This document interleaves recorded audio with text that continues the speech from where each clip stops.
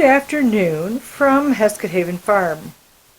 I know it's been a long time since I've made a video. It's been a long summer and it's been kind of hectic and crazy, and we've decided to make a few changes here on our farm. So with that all out there, we're wrapping up. This week will be my last week at the farmer's market in town here, and I've done pretty well most of the summer. We moved to the farmer's market location this year, and we're glad that we did that. It really, our farmer's market grew. We ended up with lots more vendors this year than we had last year, and more patronage also to our farmers market. So it did very well this year. As far as our farm and what's been going on here, we've started our building project for this year, which was going to be a she shed, but I'm also calling it a farm store.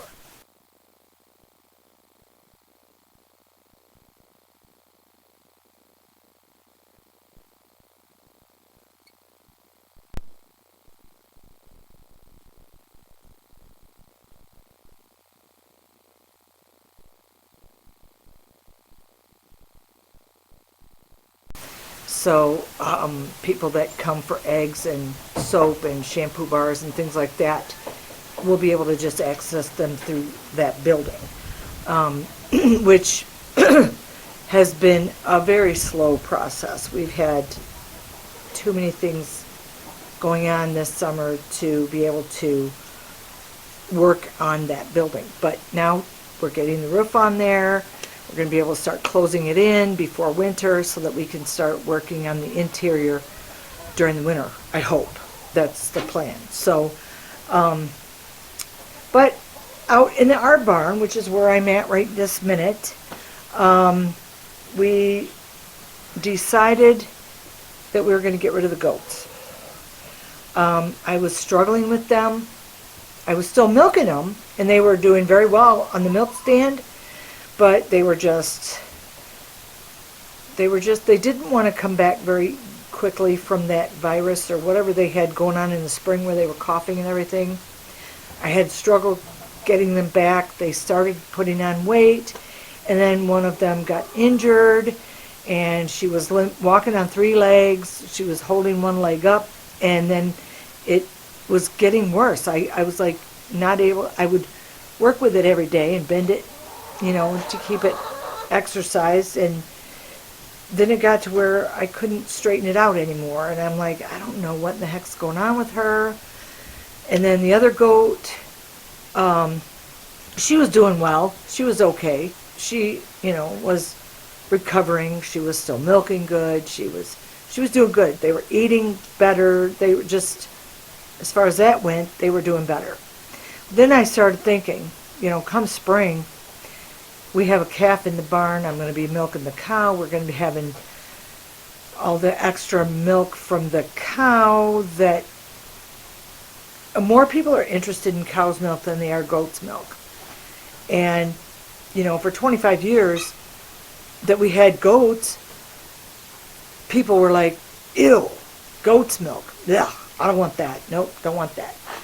Then they wanted the cheese, which was fine, which I would give them cheese. Share my cheese, but they didn't want the milk. Nobody wanted the milk, so I either had to find a resource for it or dump it, and I just didn't feel like I was being productive that way. And so we drank what we could drink. We made soap with what I could make soap with. I mean, you can only use so much soap too. And then I made cheese with whatever I could. And anyway, I'd been doing that for years, fighting people on it. And Anyway, long story short, we decided that we didn't want to have goat's milk, baby goats, calf, cow's milk, lambs. That's just overwhelming. That's just too much for me. So we decided we'd keep the sheep, get rid of the goats, milk the cow, raise the calf, raise the lambs, and call it a day. I mean, it's like you can only do so much. So we'll still have milk, we'll still have cheese, we'll have butter, we'll have a calf, so we'll be able to have meat in the freezer. We'll have lamb in the freezer. We'll raise our chickens, and for the eggs, we can raise meat birds to put in the freezer. So we'll have lamb, beef, chicken in the freezer. What else do you need?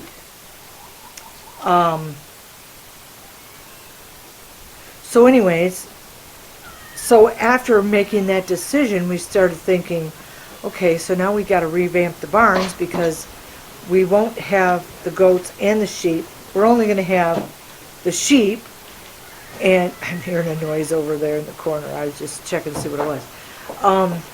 So we're going to have the sheep, and so I'm going to put them in the big barn area where we had the goats, and so they will be in there until it's lambing time. So then over in our stall area, it's like, that's not going to work. So we can't have a calf and a cow next to her. We're going to pull the calf when the calf is born, because we just don't have the facilities here that when it comes weaning time for the calf, that we can keep them separated without somebody breaking down a fence to get to the other. So what we decided we're going to do is we're going to tear out the stalls, put in pipe gates in between the two stalls, and put in pipe gates on the front side, which will open the area up and make it feel bigger, less,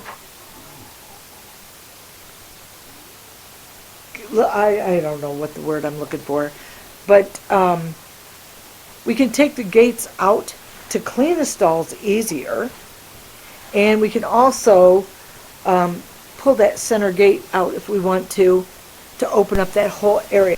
So what we're going to do is we're going to tear the stall walls out. We're going to put pipe gates in. We'll be able to get into the barns and actually clean the stalls easier using the tractor instead of having to pitch them out by pitchfork. So, which is something that Alan's been wanting to do for a long time, and I just keep going, no, we can't do that. And pitching it out by hand anyways is better for us because we keep our strength up, it keeps our stamina going, and yeah, I'm tired. I'm tired of that. So we're going to try to do that. So anyway, so we'll be able to put the calf on one side, the cow on the other side. They can see each other but can't really get to each other, so the calf can't nurse from her, but yet she can see her and still see the calf, and you know, it should hopefully work out better that way. And then if I need to, I can move the sheep over here to have their lambs, or you know, that kind of thing. So you know, I think it'll just be easier for us in the long run. So the other thing is I'll be able to bring the horse in too if I want. I can bring her in, put her in one stall, and you know, in one of the pens, and put this heifer in the other pen until we have calves and lambs and all that stuff. And then by that time it'll be warm enough that Cassidy, my horse, can be out in the run-in without an issue. So anyway, so that's our plan at this point. What I got, so chickens in the barn, chickens in the barn. So anyway, on that note, I'm going to say have a great day, and we'll see you right here at Heskett Haven next time. Thanks for watching.